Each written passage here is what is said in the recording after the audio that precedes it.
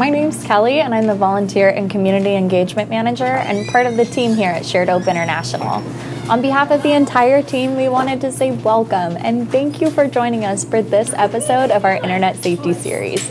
Our hope is that this series will provide you tools that empower you to protect the kids in your life and stop online child sex trafficking before it ever happens.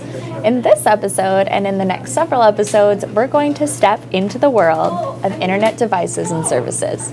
We understand how difficult it can be to keep up with today's ever-changing technology, along with everyday parenting, mentoring, and all of the other million responsibilities on your shoulders. But we know the safety of the children in your life is your first and highest priority. So we'll give you the tools to empower you with the right information to keep them safe. Smartphones, tablets, watches, video games, TVs, laptops, vehicles. Hey Alexa, can you tell us what tech devices don't connect to the internet? Reality is, kids are growing up with technology all around them.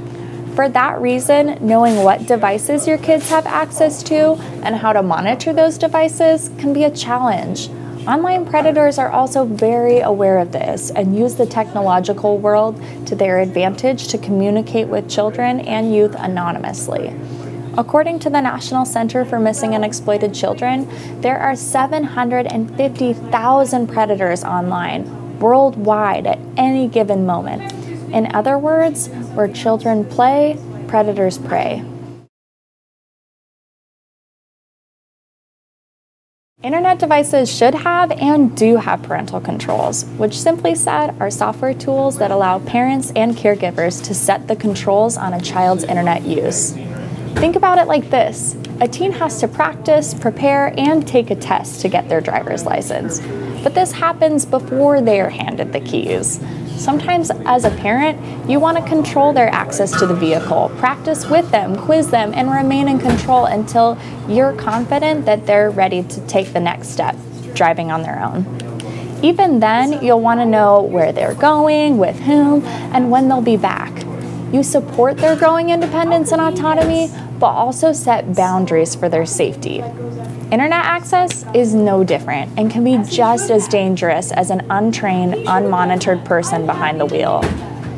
Understanding and using parental controls are a great first step to helping protect the kids in your life as they learn and grow within the technological world.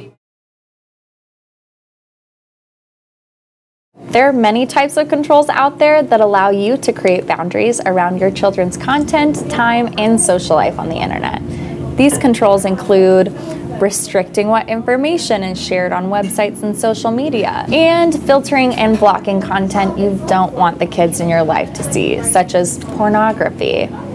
There are also 3 types of controls: at the network level, at the device level, and at the app or application level.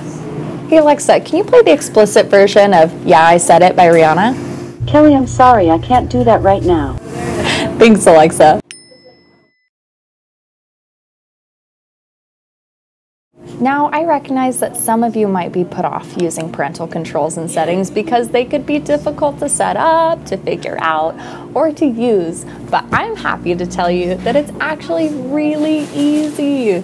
We recommend checking out this great resource at internetmatters.org. They offer step-by-step guides for setting up parental devices that are simple and straightforward.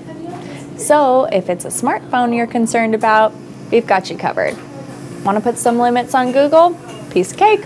They've even got gaming consoles covered, which is where predators love to interact with children.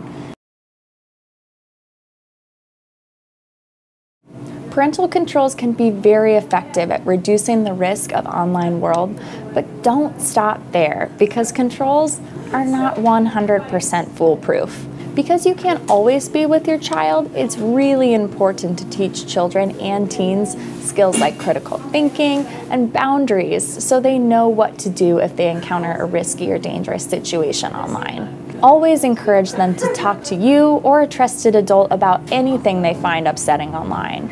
If you haven't yet watched episode 1 of this series, please do. We have some great examples of how to start these conversations. In the next episode, we will continue our talk on internet devices by offering tips on how to safeguard your router and network signals used by the kids in your life. Thank you for joining us and for watching this episode of Internet Safety Series.